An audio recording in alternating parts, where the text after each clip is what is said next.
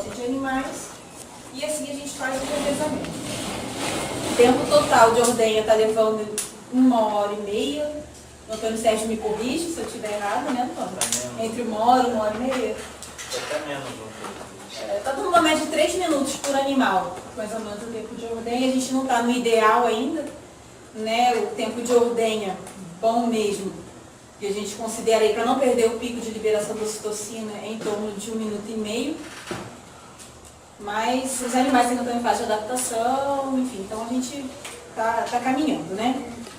O sistema ele é todo fechado, então vocês podem ver que aqui o leite ele não entra em contato com a nossa mão, ele vai daqui direto para o tanque de resfriamento, né? Então isso aí é bom, que vai diminuir a contaminação ambiental desse leite e consequentemente vai diminuir a carga bacteriana total, né, do CBT. Esse sistema é uma ferramenta que é muito importante aí para a gente que faz pesquisa, que, né, tem a possibilidade de ter um controle individual, né, de produção. Então, a Valéria comentou, a gente aqui tem a capacidade de ver se num sistema, por exemplo, sombreado, um animal ele vai ter um fluxo de liberação de leite aí mais intenso, né, maior. O animal ele varia, né, ele pode, no início da ordenha, realmente, ela comentou, o tempo de ordenha. Na verdade, esses 3 minutos que ela comentou seria o tempo até o início da ordenha, do momento que o animal passou aqui no portal até iniciar realmente a ordenha, a gente está demorando mais ou menos uns 3 minutos. Então, a partir do momento que ele entrou aqui, ele tem aquele sentimento, daqui a pouco tem uma teteira sendo encaixada ali em mim. Então, a ocitocina, realmente, ela vai começar já a ser liberada. Se eu consigo aproveitar esse tempo, esse pico de liberação da ordenha, eu vou ter uma ordenha mais eficiente. Nos perguntaram ali na outra turma se aqui a gente usa ocitocina, né? Realmente, em casos excepcionais, a gente pode até utilizar para um animal que eu preciso realmente drenar ali para fazer alguma coisa, ou na fase de adaptação, enfim. Mas o objetivo é que a gente obtenha aí um aproveitamento máximo do animal. E esse aproveitamento é feito com manejo, realmente. Estudo, né? A gente tem uma estrutura que é bem bacana, que identifica, né, várias coisas aí, mas o manejo é essencial para que os resultados, inclusive, do experimento, ou isso colocado, né, em prática dentro da sua propriedade.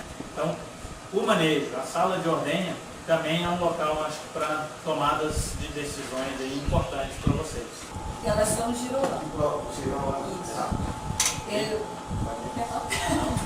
Elas estão em fase de adaptação ainda no sistema que ele oferece. Então a gente ainda não começou a avaliar a produtividade.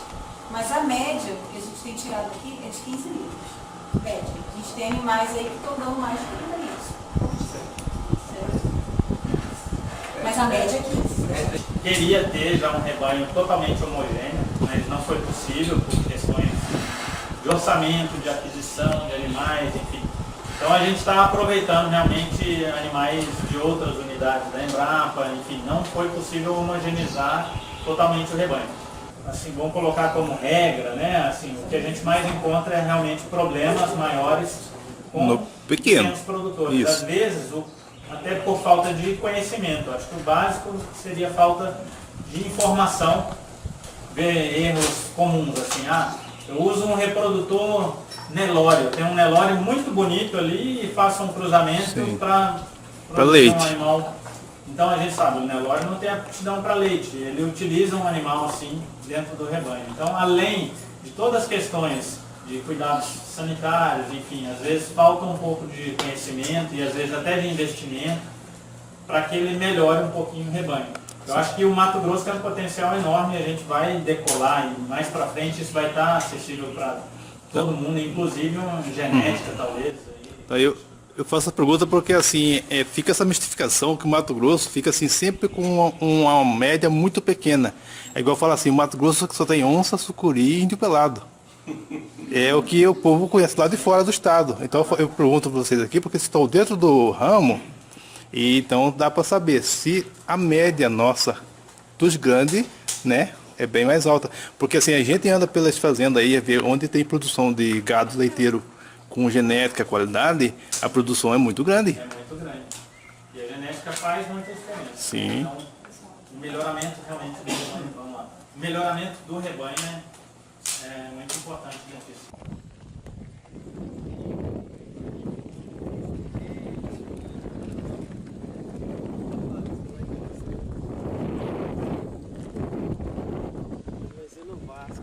E até então, vocês viram tudo sobre vacas, né?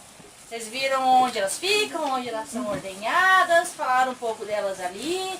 Mas, para a gente ter essas vacas produtivas, férteis, longevas, a gente tem que produzir vacas com essas características. E como começa essa produção dessa vaca? Na fase de bezerro. Então, para eu produzir uma vaca que seja longeva, eu tenho que cuidar dela desde o nascimento dela. Não adianta eu largar a bezerrinha lá, a modo Deus dará, e achar que ela vai virar uma vaca boa, que produza bastante leite, saudável, com boa fertilidade. Então, a gente tem que trabalhar com essa bezerrinha desde o comecinho. E como que é o começo? Bom, as vacas do rebanho, que lembrar, elas foram inseminadas, foi confirmado o prenhez, tudo, e essas bezerrinhas nasceram. O primeiro procedimento nosso foi deixar essas bezerras junto com a mãe por uma média aí de 24 a 48 horas, para que ela conseguisse ingerir todo o colostro fornecido pela mãe. O que é o colostro? É esse primeiro leite da vaca que fornece a imunidade para as bezerras. Aquelas bezerrinhas que não conseguiram ingerir o colostro, de alguma maneira, a gente tem um estoque de colostro congelado, que foi tirado aí do finalzinho de vaca bezerro que não conseguiu mamar tudo, e também algumas vacas que acabaram perdendo o bezerro. Então foi ordenhado esse colostro e está congelado. Ele é descongelado em temperatura ambiente, depois ele é aquecido em banho-maria, então a gente fornece 2 litros desse colostro para os bezerrinhos. Depois dessas 48 horas aí no máximo, o bezerrinho ele é apartado da mãe. Por que a gente aparta da mãe? Para que a gente consiga controlar tanto a produção de leite como o aleitamento desses bezerros. Como que é a produção de bezerros atualmente no Brasil? O que a gente pode falar? Ou os bezerros eles ficam condicionados numa casinha, tá? De qualquer material aí, seja de plástico, de telha, enfim, infinitos materiais, ou ele é largado junto com a mãe. E nessa situação de largado junto com a mãe, a gente não consegue controlar quanto que esse bezerro está ingerindo de leite. Então a gente não consegue ter a ciência de quanto que está sendo ingerido. Como vocês podem ver, passa um pouquinho, come um pouquinho de ração e assim por diante. Essas que vocês estão vendo aqui já estão desmamadas. Tá? Então elas estão somente no concentrado e no pasto. Outro alimento que a gente está fornecendo para elas também é a silagem. A silagem não é o melhor alimento para essa situação. Tá? O interessante para essas bezerrinhas é que se fosse um feno picado, em primeira, melhor opção. Segunda, a forragem também picada ou fornecida a pasto mesmo. E terceira, a silagem. Além da silagem, então, e do leite nos primeiros dias, o que o animal consome também? Ração. Ração ela é fornecida à vontade. Tá? Então a gente coloca a ração ali no coxo, o animal ele consome conforme ele sentir necessidade. O que eu posso fazer para estimular esse consumo de ração? Eu posso tocar os bezerrinhos depois de serem aleitados para o coxo. Tá? Então logo depois de beber o leite, eles sentem um pouco mais propensos a ingerir a ração. Um outro método também que não deu muito certo para nós aqui não é misturar no leite. Eles bebiam todo o leite, deixavam a ração assentar para não beber. A gente viu que se a gente deixar assim à vontade, eles são tranquilos. Depois de consumir então 500 gramas por dia de forma consistente ao longo dos dias, a gente já pode cortar o leite. A desmama aqui, ela é feita até 60 dias. Ah, mas por que a gente faz essa desmama com 60 dias, sendo que de repente gado de corte fica até 1 ano? Tá? Primeiro, qual que é o nosso produto comercializado aqui? O leite. Então, se eu estou fornecendo leite para os animais, eu estou deixando de comercializar o leite. E depois de 60 dias, se eu fornecer ração, se eu fornecer o pasto, o animal já desenvolveu o sistema digestivo dele e já está apto a se tornar um ruminante. Então, a gente não precisa mais estar fornecendo leite. Sertaneja, a goiabeira e a cajazeira. Por que da escolha dessas frutíferas? Primeiro, são adaptadas à região. Segunda, tem comércio conhecido aqui. Não sei se eu posso falar, mas a gente tem 2 empresas aqui que processam frutas, que é a Iaçaí e a Copernova. Então a gente tem comércio para essas frutas. Terceiro, fitotecnia conhecida. Então essas 5 espécies, elas já são conhecidas, a gente já tem todos os tratos culturais previstos para elas, a adubação já é conhecida. Então se a gente colocasse de repente uma espécie exótica, a gente teria algum problema aí para até entender como que funciona essa espécie. E sem falar que algumas dessas espécies produzem em épocas alternadas ao pico de produção de leite. A gente tem 2 espécies de caju aqui. O caju ele produz na época da seca. Coincidentemente, na época da seca, é que eu tenho a menor produção de forragem.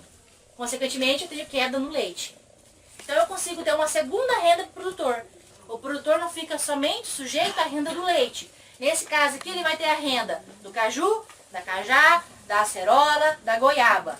E o caju ainda, o mais interessante dele é, ele produz na época da seca, onde nada mais está produzindo, né? E ele tem 2 produtos comercializáveis. Eu posso comercializar tanto a polpa quanto a castanha, que tem alto valor comercial, inclusive. Claro que não pode ser a única fonte, tá, pessoal? Não vão deixar o bezerrinho só no meio de uma acerola aí, achando que ele vai se virar. Não vai.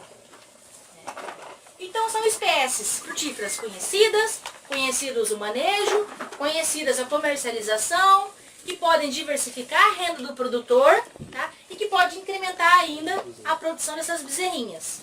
Então as bezerrinhas nossas aqui, elas podem ser favorecidas, de repente, pelo cajá, pelo caju. A gente vai ter o resultado disso ainda. Acontecer. O prejuízo nessa história toda é muito grande. Bom, aqui só para listar para vocês, alguma dessas alterações, que isso aqui é muito comum a gente ver. A gente está vendo aqui animais estabulados, animais em condições de freestyle, aquela coberta que tem as camas e tal. Mesmo nessas condições, olha a nossa Ferrari lá de novo, olha a nossa vaca lá dentro, que é altamente especializada e muito sensível. Mesmo nessas condições aqui, com ventilação, muitas vezes, esse mal entra no estresse. Por quê? Não é só o calor que está lá absorvendo, como eu disse, é o calor que ela está gerando também, a fornalha lá. O rumen dela está toda, o fígado dela metabolizando aqueles nutrientes para transformar isso em leite. Então o que ela faz? Ela abre a boca, tá certo? Estica a cabeça aqui, ó, põe a língua para fora. São as alterações que ela faz comportamentais, tentando perder mais calor, ser mais eficiente na perda de calor. Ela abre o quadrilátero aqui, igual uma posição de cavaletes que a gente fala, com a cabeça esticada, justamente para tentar dissipar o máximo de calor possível pela respiração.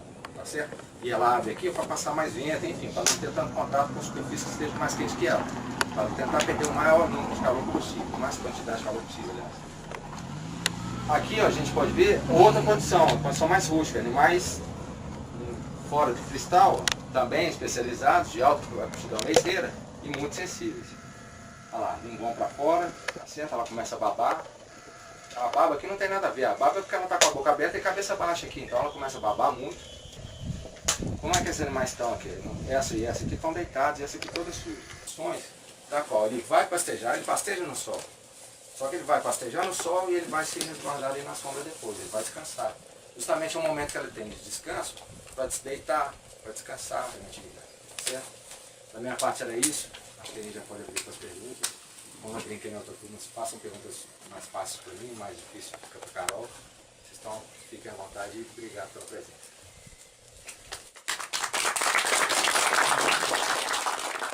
Leiteiras em lactação para pagar um funcionário que toque esses animais. Aí eu pergunto, aqui no Mato Grosso vocês têm algo assim, nessa relação? Não, custo não, posso falar Produção de leite. Produção de leite. A gente teve e essa sustentação econômica? Há uns 5 anos atrás, há uma publicação do Sebastião Teixeira Gomes, que foi feita uma fotografia da pecuária leiteira do estado de Mato Grosso. Fez um levantamento e chegou, como eu disse, numa série de informações e uma fotografia naquele momento. A produção de leite aqui, de média, por animal, está em torno de 5 litros, por aí, 5 litros e meio. Então é baixa. A produtividade é muito baixa. Então, tanto a produção quanto a produtividade dos animais é baixa. Agora, em termos econômicos, depende de preço, depende de outras coisas, como que isso aí vai se equilibrar, né? Então, não sei te dizer quanto que a gente precisaria de animais de lactação, mas de qualquer forma. Esse fator animal, a produtividade aqui é muito baixa.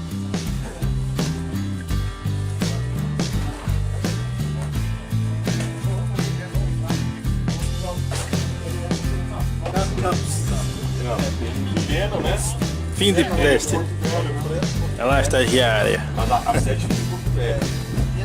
2, a Embratur montou. E senhores, 0 a 10, quanto que foi, gente, de campo? Conhecendo aqui o ambiente da Embrapa, até ali na portaria para dar uma olhada como que é bacana as construções aqui, muito legais, muito bem elaborado o sistema aqui.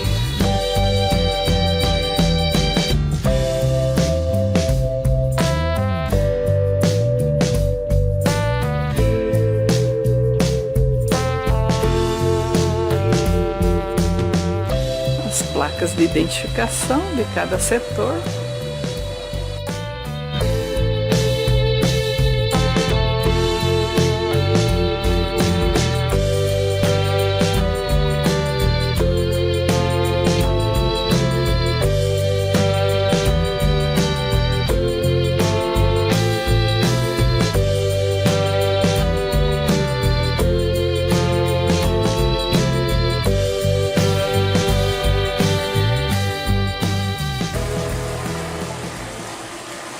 Ali é o restaurante, onde a gente fez a refeição.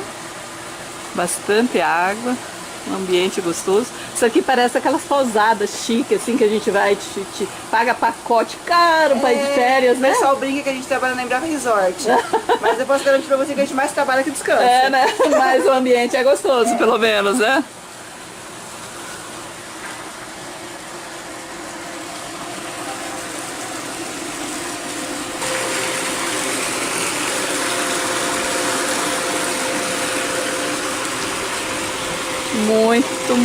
Muito legal.